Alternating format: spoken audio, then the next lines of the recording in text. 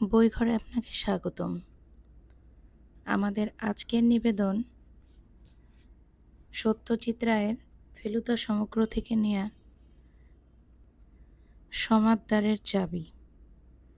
গল্প পাঠে আমি স্মৃতি। ফেলুদা বলল, এই যে গাছপালা, মাঠ, বন দেখে দেখে চোখ জুড়িয়ে যাচ্ছে। এর বৈজ্ঞানিক কারণটা কি জানিস? কারণ আদিমকাল থেকে হাজার হাজার বছর ধরে গাছপালার মধ্যে বসবাস করে সবুজের সঙ্গে মানুষের চোখের একটা স্বাভাবিক স্বাস্থ্যের সম্পর্ক গড়ে উঠেছিল। আজকাল গাছ জিনিসটা ক্রমে শহর থেকে লোপাট হতে চলেছে। তাই শহর ছেড়ে বেরোলেই চোখটা আরাম পায়, আর তার ফলে মনটাও হালকা হয়ে ওঠে। যত চোখের ব্যারাম দেখবি শহরে, পাড়াগাঁয়ে যা কি পাহাড়ে যা, দেখবি চশমা খুঁজে পাওয়া ভার। আমি জানি ফেলুদার নিজের চোখ খুব ভালো, তার চশমা লাগে না। সে ঘড়ি ধরে 3 মিনিট 15 সেকেন্ড চোখের পাতা না ফেলে থাকতে পারে। যদিও সে কোনো দিনও গ্রামে ট্রামে থাকেনি, ওটা ওকে বলতে পারতাম, কিন্তু যদি মেজাজ বিগড়ে যায় তাই আর বললাম না। আমাদের সঙ্গে মণিবাবু রয়েছেন, মণিমোহন সমাদ্দার। তার চোখে পুরো মাইনাস পাওয়ারের চশমা। তিনিও অবশ্যই শহরের লোক, বয়স 50-50, বেশ ফর্সা রং, নাকটা যাকে বলে টিকালো, কানের কাছে চুলগুলো পাকা। মণিমোহন বাবুর ফিয়াট গাড়িতেই আমরা যশোর রোড দিয়ে চলেছি বামুনগাছি। কেন যাচ্ছি সেটা এই বেলা বলা দরকার। গতকাল ছিল রবিবার, পুজোর ছুটি সবে আরম্ভ হয়েছে। আমরা দুজনে আমাদের বৈঠকখানায় বসে আছি। আমি খবরের কাগজ খুলে সিনেমার পাতায় বিজ্ঞাপন দেখছি, আর ফেলুদা একটা সংখ্যাতত্ত্ব সম্বন্ধে বই খুব মনোযোগের সঙ্গে পড়ছে। আমি লক্ষ্য করছি সে কখনো আপন মনে হেসে হেসে, আবার কখনো বুড়ো দুটোকে উপরে তুলে ভালো লাগা আর অবাক হওয়ার বোঝাচ্ছে। বইটা ডক্টর ম্যাট্রিক্স সম্বন্ধে। ফেলুদা বলছিল, এই ডক্টর ম্যাট্রিক্সের মতে মানুষের জীবনে সংখ্যা বা নম্বর জিনিসটা নাকি আশ্চর্য প্রভাব বিস্তার করে। অনেক সাধারণ বা অসাধারণ ঘটনার পিছনেই নাকি খুঁজলে নানা রকম নম্বরের খেলা আবিষ্কার করা যায়। ব্যাপারটা আমার কাছে ঠিক পরিষ্কার হতো না যদি না ফেলুদা বইটা থেকে একটা উদাহরণ দিয়ে বুঝিয়ে দিত। বলল, ডক্টর ম্যাট্রিক্সের একটা আশ্চর্য আবিষ্কারের কথা শোন। আমেরিকার দুজন বিখ্যাত প্রেসিডেন্ট খুন হয়েছিল, জানিস তো? লিঙ্কন আর কেনেডি। হ্যাঁ। আচ্ছা, এই দুইজনের নামে কটা করে অক্ষর? LINCOLN, 7টা। KENNEDY, 7টা। বেশ, এখন শোন। লিঙ্কন প্রেসিডেন্ট হন 1860 সালে, আর কেনেডি হন 1960 সালে, ঠিক 100 বছর পরে। দুজনেই খুন হন শুক্রবার। খুনের সময় দুজনেরই স্ত্রী পাশে ছিল। লিঙ্কন খুন হন থিয়েটারে, সে থিয়েটারের নাম ছিল ফোর্ড। কেনেডি খুন হন মোটর গাড়িতে, সেটা ফোর্ড কোম্পানির তৈরি গাড়ি। গাড়িটার নাম ছিল লিঙ্কন। লিঙ্কনের পরে যিনি প্রেসিডেন্ট হন তার নাম ছিল জনসন, অ্যান্ড্রু জনসন। কেনেডির পরে প্রেসিডেন্ট হন লিন্ডন জনসন। প্রথম জনের জন্ম 1808, দ্বিতীয় জনের জন্ম 1908, ঠিক 100 বছর পর। লিঙ্কনকে যে খুন করে তার নাম জানিস? জানতাম, ভুলে গেছি। জন উইলকস বুথ। তার জন্ম 1839 সালে। আর কেনেডিকে খুন করে লি হার্ভি অসওয়াল্ড। তার জন্ম ঠিক 100 বছর পরে, 1939। এইবারে নাম দুটো আরেকবার লক্ষ্য কর। জন উইলকিস বুথ, লি হার্ভে অসওয়াল্ড। কটা করে অক্ষর আছে নামে? অক্ষর গুণে থ হয়ে গেলাম। ঢোক গিলে বললাম, দুটোতেই 15।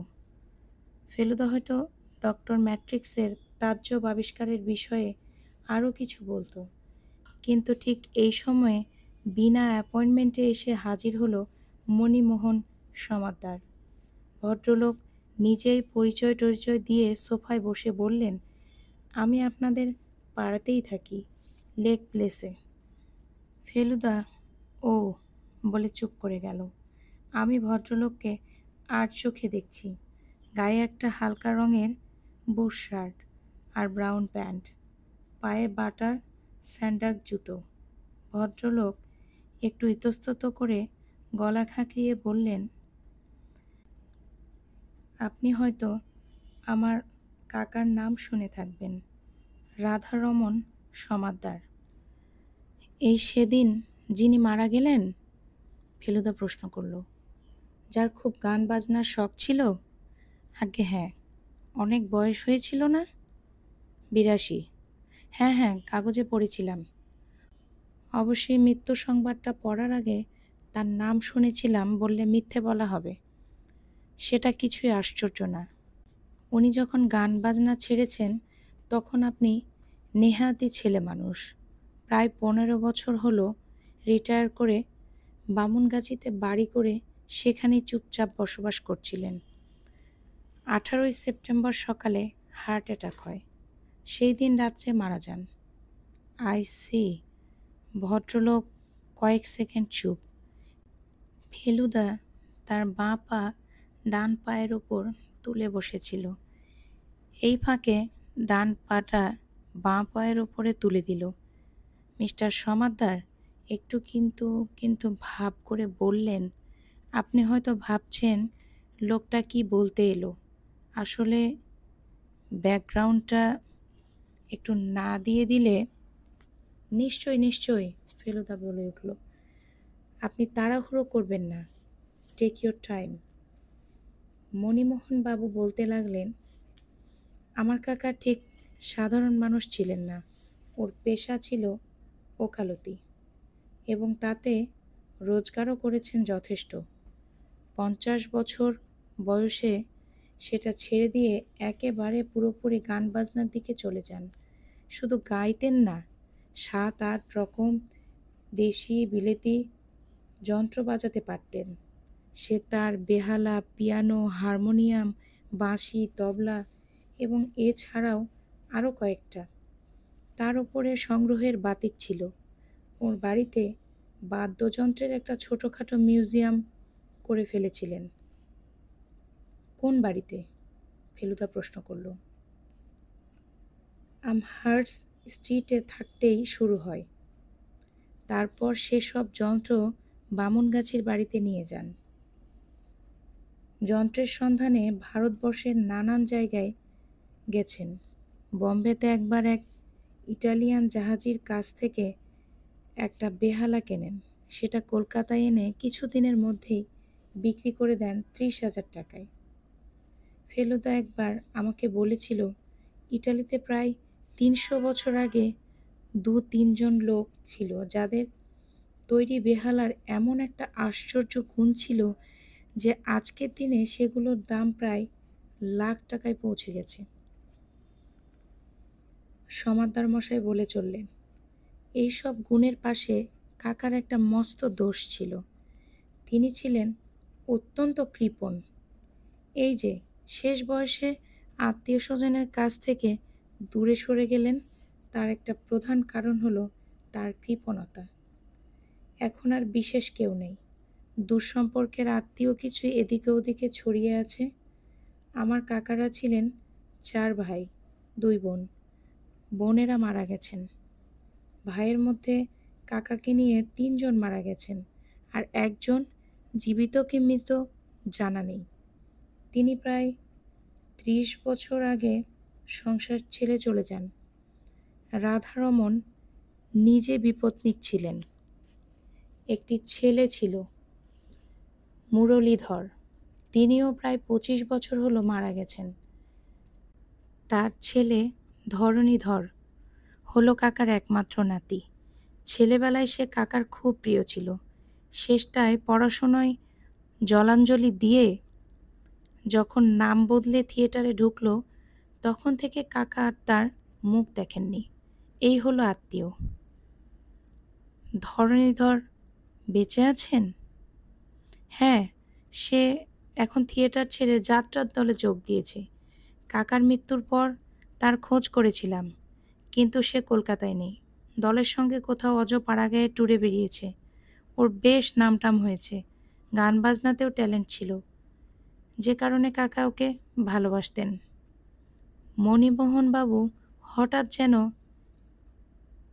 কই হারিয়ে কয়েক সেকেন্ড চুপ করলেন, তারপর আবার বলে চললেন, আমার সঙ্গে কাকার যে খুব একটা যোগাযোগ ছিল তা নয়, বড় জোর 2 মাসে একবার দেখা হতো, ইদানিং আরও কম। আসলে আমার একটা ছাপাখানা আছে ভবানীপুরে, ইউরেকা প্রেস। তাতে গত কমাস লোডশেডিং নিয়ে খুব ভুগতে হচ্ছে। কাকার হার্ট অ্যাটাকটা হওয়াতে ওর প্রতিবেশী অবনীবাবু আমাকে টেলিফোন করে খবর দেন। আমি তৎক্ষণাৎ চিন্তামণি বোসকে নিয়ে চলে যাই। যখন পৌঁছই তখন জ্ঞান ছিল না। মারা যাবার ঠিক আগে জ্ঞান হয়। আমাকে দেখে মনে হলো চিনলেন। 2-একটা ভাঙা ভাঙা কথাও বললেন। ব্যাস, তারপরেই শেষ। কি বললেন? ফেলুদা জিজ্ঞেস করল। সে এখন আর পায়ের উপর পা তুলে নেই, চেয়ারের সামনের দিকে এগিয়ে এসেছে। প্রথমে বললেন, আমার নামে, তারপর কিছুক্ষণ ঠোঁট নাড়লেন, কথা নেই। শেষে অনেক কষ্টে 2বার বললেন, চাবি, চাবি। ব্যাস। ফেলুদা ভুরু কুঁচকে চেয়ে রয়েছেন মণিবাবুর দিকে। বলল, কি বলতে চাচ্ছিলেন সেটা আন্দাজ করতে পেরেছিলেন কি? প্রথম অংশ শুনে মনে হয় ওর নামে যে কৃপণ বলে অপবাদ রটেছিল সেটার বিষয়ে কিছু বলতে চাইছেন। আমার ধারণা ওর মনে একটা অনুশোচনার ভাব জেগেছিল, কিন্তু আসল কথাটা হচ্ছে ওই চাবি। কিসের চাবির কথা বলছেন কিছুই বোঝা গেল না। ঘরে একটা আলমারি আর একটা সিন্দুক ছিল, তার চাবি ওর খাটের পাশের টেবিলের দেরাজে থাকত। বাড়িতে ঘর মাত্র 3টে, আর একটা বাথরুম, সেটা শোবার ঘরের সঙ্গে লাগা। আসবাবপত্র বলতে বিশেষ কিছু নেই, অন্তত চাবি লাগে এমন জিনিস তো নেই বললেই চলে। দরজায় যে তালা ব্যবহার করতেন সেটা একরকম জার্মান তালা, তাতে চাবির দরকার হয় না, নম্বরের কম্বিনেশনে খুলতে হয়। সিন্ধুক আর আলমারিতে কি ছিল? আলমারির তাকে কিছু জামা কাপড় ছিল আর দেরাজে কিছু কাগজপত্র, দরকারি কিছুই না। আর সিন্দুক ছিল একেবারে খাঁ খাঁ খালি। টাকা পয়সা? নাথিং, নট এ পাইস। টেবিলের দেরাজে কিছু খুচরো পয়সা ছিল, আর বালিশের নিচে একটা বটুয়াতে কিছু 2 টাকা 5 টাকার নোট। ব্যাস। বটুয়া থেকে নাকি সংসারের জন্য টাকা বার করে দিতেন, অন্তত চাকর অনুকূল তাই বলে। কিন্তু সেও তো বলছেন সামান্য টাকা, সেটা ফুরিয়ে গেলে অন্য কোথাও থেকে বার করতে হতো নিশ্চয়ই। নিশ্চয়ই। আপনি কি বলতে চান উনি ব্যাংকে টাকা রাখতেন না? মণিমোহনবাবু হেসে বললেন, তাই যদি রাখবেন তাহলে আর সাধারণ মানুষের সঙ্গে তফাতটা হবে কোথায়? এককালে রাখতেন। তবে বছর 25 আগে একটা ব্যাংক ফেল পড়ায় উনি বেশ ক্ষতিগ্রস্ত হয়েছিলেন। তারপর থেকে আর ব্যাংকের সঙ্গে কোনো সংস্রব রাখেননি। অথচ, মণিবাবু গলার স্বর নামিয়ে নিলেন, আমি জানি ওর বিস্তর টাকা ছিল, এবং সেটা যে বাড়ি তৈরি করার পরও ছিল সেটা তার দুষ্প্রাপ্য বাজনার কালেকশন দেখলেই বুঝতে পারবেন। তাছাড়া উনি নিজের পেছনে বেশ ভালোই খরচ করতেন। ভালো খেতেন, বাড়িতে ভালো বাগান করেছিলেন, একটা সেকেন্ড হ্যান্ড অস্টিন গাড়িও কিনেছিলেন। মাঝে মাঝে বেরোতেন, শহরে আসতেন। কাজেই ফেলুদা পকেট থেকে চারমিনার বার করেছে। মণিমোহনবাবুকে অফার করে দেশলায় ধরিয়ে দিল।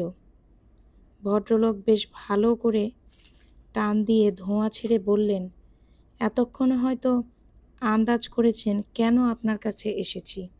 এতগুলো টাকা সব গেল কোথায়? কোন চাবির কথা বলেছিলেন কাকা? সে চাবি দিয়ে কোন জিনিসটা খুললে কি পাওয়া যাবে? সেটা কি টাকা না অন্য কিছু? যদি উইল থেকে থাকে তাহলে সেটা তো পাওয়া দরকার। উইল না থাকলে অবশ্যই টাকা নাতেই পাবে, কিন্তু তার আগে টাকাটা তো পেতে হবে। আপনার বুদ্ধির অনেক তারিফ শুনেছি। আপনি যদি এ ব্যাপারে আমাকে একটু হেল্প করতে পারেন। মণিমোহন বাবুর সঙ্গে কথা বলে ঠিক হলো যে পরদিনই সকালে আমরা বামুনগাছি যাব। ওর গাড়ি আছে, উনি নিজেই সকাল 7টায় এসে আমাদের তুলে নিয়ে যাবেন। আমি বুঝেছি যে ফেলুদার কাছে এটা একটা নতুন ধরনের রহস্য। রহস্য না বলে হেঁয়ালিও বলা যেতে পারে। অন্তত গোড়াতে তাই মনে হয়েছিল। শেষে দেখলাম হেঁয়ালির চেয়েও অনেক বেশি গোলমেলে পেঁচানো একটা কিছু।